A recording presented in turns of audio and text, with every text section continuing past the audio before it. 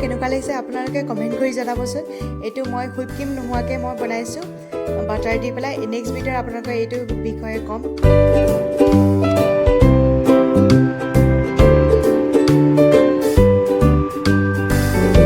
মই নৱনীতা, আপোনালোকৰ মুঠি কেমি নৱনীতা চেনেললৈ স্বাগতম জনাইছোঁ। আজি এটা নতুন ভিডিঅ' লৈ আপোনালোকৰ ওচৰত আহিছোঁ। ভিডিঅ'টো আপোনালোকে নিশ্চয় বহুত ভাল পাব। আহক তেন্তে মই একো কথা নকওঁ, আপোনালোকক দেখুৱাই থাকিম ভিডিঅ'টো।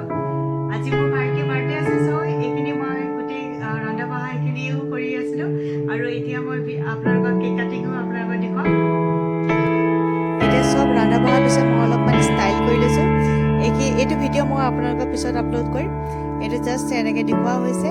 আৰু ঘৰৰ ওচৰৰে এনেকৈ ভাইটি এটা আৰু জুহি লগৰে ল'ৰা এটা মতা হৈছে।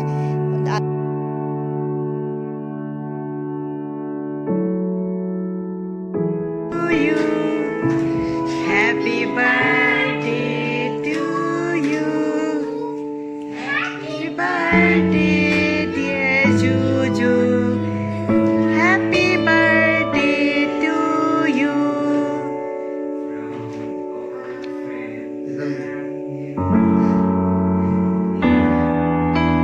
May God bless you.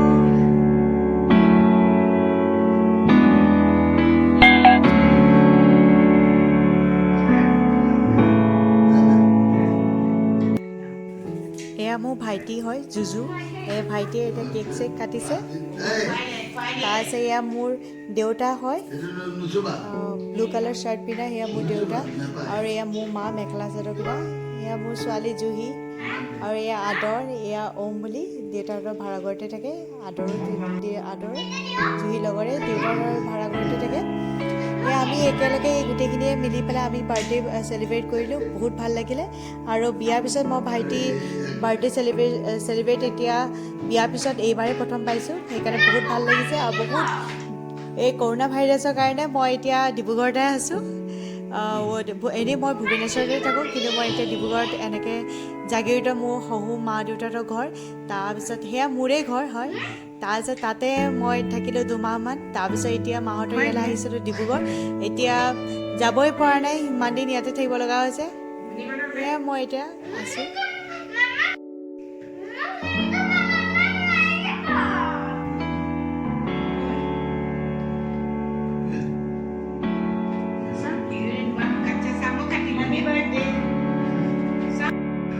এতিয়া মই পোলাও বনাবৰ কাৰণে এটা গাজৰ লৈছোঁ, এয়া পিঁয়াজ লৈছোঁ, এটা পিঁয়াজ লৈছোঁ, আৰু এয়া ফ্ৰেঞ্চবিন লৈছোঁ, আৰু এয়া তেজপাত লৈছোঁ, এয়া তেজপাত, আৰু এয়া লং লৈছোঁ, এয়া 2টা ইলাচি লৈছোঁ, এয়া 5টামান লং লৈছোঁ, এয়া ডালচেনি লৈছোঁ, আৰু এয়া 2টা ইলাচি লৈছোঁ, আৰু এয়া অলপমান জিৰা লৈছোঁ।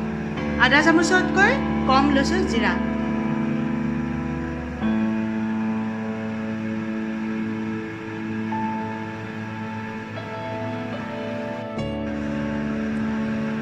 মই এতিয়া প্ৰথমতে তেজপাতকেইটা দি দিছোঁ, এয়া ডালচেনি দিছোঁ, এয়া লংকেইটা দি দিছোঁ, এয়া ইলাচি দিছোঁ, এয়া জিৰা দিছোঁ অলপমান,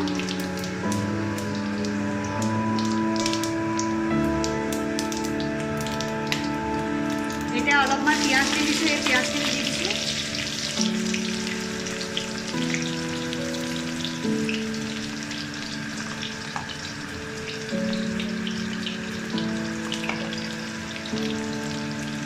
এতিয়া ইয়াত পিঁয়াজৰ লগতে পিঁয়াজ ৰঙচুৱা হোৱালৈকে ৰখিব নালাগে। পিঁয়াজৰ লগতে মই এইখিনি যিখিনি চব্জি আছে এইখিনি দি দিছোঁ। ফ্ৰেঞ্চবিন দি দিছোঁ, এতিয়া গাজৰ দি দিছোঁ। এইখিনি ভালদৰে ফ্ৰাই কৰি লওঁ।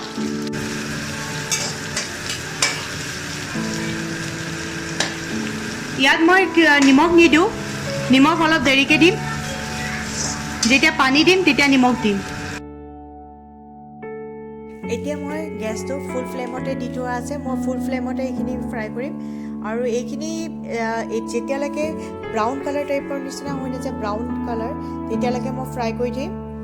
এইখিনি ফুল ফ্লেমতে বনাই থাকিব লাগে, তেতিয়া ক্ৰিস্পি টাইপ হয়, ভাল লাগে খাবলৈ পোলাওৰ লগত। মই আৰু এটা কথা ক'ব পাৰিছোঁ, মই 10-12টা ইয়াত কিচমিচ দি দিছোঁ। এই কিচমিচকেইটাও ইয়াৰ লগতে ফ্ৰাই কৰি থাকিম যেতিয়ালৈকে ৰঙচুৱা হৈ নাযায়। মই পোলাওৰ কাৰণে বাচমতি ৰাইচ ব্যৱহাৰ কৰিছোঁ। এই বাচমতি ৰাইচখিনি ভালদৰে মই ধুই মেলি তেনেকৈ পানীটো যাবলৈ দি থৈছোঁ এখন চাকনিত, ডাঙৰ চাকনিত। এতিয়া এইখিনি গোটেইখিনি চাউলৰ লগত মানে যিখিনি চব্জি ফ্ৰাই কৰি আছিলোঁ সেইখিনিৰ লগতে মই চাউলখিনি দি ফ্ৰাই কৰি থাকিম। সেইখিনিও যেতিয়ালৈকে ক্ৰিস্পি টাইপ যেতিয়ালৈকে নহয় তেতিয়ালৈকে মই ফ্ৰাই কৰি থাকিম। চাউলখিনিও ক্ৰিস্পি হ'ব লাগিব, তেতিয়াই পোলাওখিনি খাবলৈ ভাল হয়। পোলাওখিনি এটা নিচিনা হয়, এটা ভাতৰ নিচিনা হয়, খুব ভাল হয়, খাবলৈ টেষ্টি হয়। আপোনালোকে বনাই চাব। যদি বনাই সকলোৱেতো আজিকালি পোলাও বনায়। যদি মোৰ এই পদ্ধতিটো ভাল লাগিছে আপোনালোকে নিজে চেষ্টা কৰিবচোন, বনাই চাব আৰু মোক কমেণ্ট কৰি জনাব। মই এনেও মানে পোলাও বনাওঁতে ফাৰ্ষ্টতে মই এখন কেৰাহীতে পোলাওখিনি বনাই লওঁ। সেইখিনি ৰিফাইন অইলে দিওঁ ফাৰ্ষ্টতে, ৰিফাইন অইল দি আৰু আপোনালোকক সেইখিনি দেখুৱাই আছোঁ তেনেকৈ মই ফ্ৰাই কৰি লওঁ। গোটেই চাউলখিনি ফ্ৰাই কৰাৰ পিছতে মই কুকাৰত দিওঁ। আপোনালোকে কেৰাহীত দিও বনাব পাৰে, কিন্তু মই প্ৰিফাৰ মানে কুকাৰত দিয়াটোৱে বেছি ভাল পাওঁ। এনেকৈ ফ্ৰাই কৰি ল'ব লাগে, নহ'লে বা আপোনালোকে প্ৰেছাৰ কুকাৰটো ফ্ৰাই কৰি ল'ব পাৰে। মই কিন্তু ইয়াতে ফ্ৰাই কৰি ভাল পাওঁ। মোৰ প্ৰেছাৰ কুকাৰত ফ্ৰাই কৰিলে ভালকৈ নহয়গৈ, সেইকাৰণে মই এই কেৰাহীতে প্ৰথমতে ফ্ৰাই কৰি পেলাই তাৰপিছত প্ৰেছাৰ কুকাৰতে পানী দি পেলাই তাতে আকৌ নিমখ দি পেলাই, তেতিয়াহে নিমখ দিব লাগে। নিমখ দি পেলাই তেনেকৈ মই পোলাওখিনি বনাওঁ। আপোনালোকে বনাবচোন, যদি তেনেকৈ বনাই ভালেই, যদি নবনায় তেনেকৈ বনাই চাব।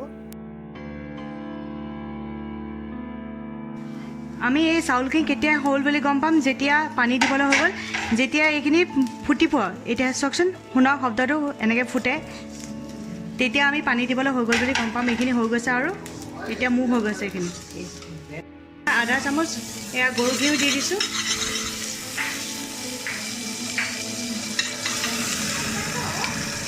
এতিয়া আধা চামুচ গৰু ঘিউ দিছোঁ। এতিয়া যিখিনি ভাজি থোৱা মানে চাউলখিনি আছিলে সেইখিনি মই এতিয়া ইয়াতে দি দিম।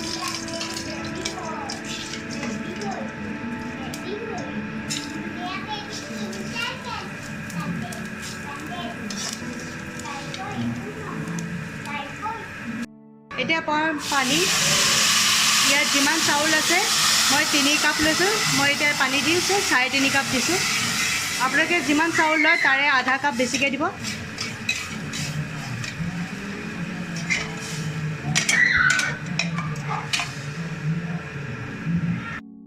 মই যিহেতু মাহঁতৰ ঘৰত আছোঁ সেইকাৰণে মই নিমখৰ জোখটো ভালকৈ ধৰিব নোৱাৰোঁ। মই হাতেৰে নিমখ দিলেহে ইয়াত ধৰিব পাৰোঁ।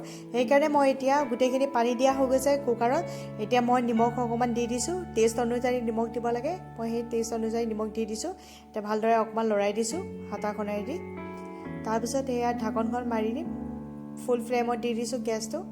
এই ঢাকন মাৰি এটা হুইচেল মাৰি তাৰপিছত আকৌ সেইখিনি লৰাই দিব লাগে, তেতিয়াহে একদম এটা মানে পোলাওখিনি এটা হয়। আৰু আজি এনেদৰে আমি এয়া খালোঁ। এয়া সৰিয়হ দিয়া মাছ বনাইছোঁ, তাৰপিছত এয়া দাইল, এয়া মাংস, পোলাও, তাৰপিছত প্লেইন ৰাইচো আছিলে, দিবলৈ পাহৰি থাকিলোঁ, কিন্তু এতিয়া দেখুৱাব পাহৰিলোঁ। আৰু মচন্দৰী চাটনি, তাৰপিছত এইফালে কাষ্টাৰ্ড আছে। মই আপোনালোকক অকল আজি এটা ৰেচিপি আপোনালোকক দিব পাৰিছোঁ, নহ'লে এতিয়াই 9 মিনিটৰ ওপৰ হৈ গৈছে ভিডিঅ'টো। সেইকাৰণে ভাবিলোঁ আজি অকল এটা ৰেচিপি, পিছৰ যিকেইটা বনাইছে সেইকেইটা পিছত মই আপোনালোকক ৰেচিপিকেইটা দিম। এতিয়া ইয়াত সকলোৱে খাবলৈ বহিছে। সৰু পাৰ্টিকেইটা আগতে বহিছে আৰু পিছৰ পাৰ্টি আমি বহিছোঁ। এতিয়া আমি খাই আছোঁ। সেই ভাইটিয়ে মোক ভিডিঅ' কৰিছে, মোৰ হাঁহি উঠি গৈছেগৈ। মই তাক কৈছোঁ নালাগে, সি মোক ভিডিঅ' কৰি দেখুৱাইছে।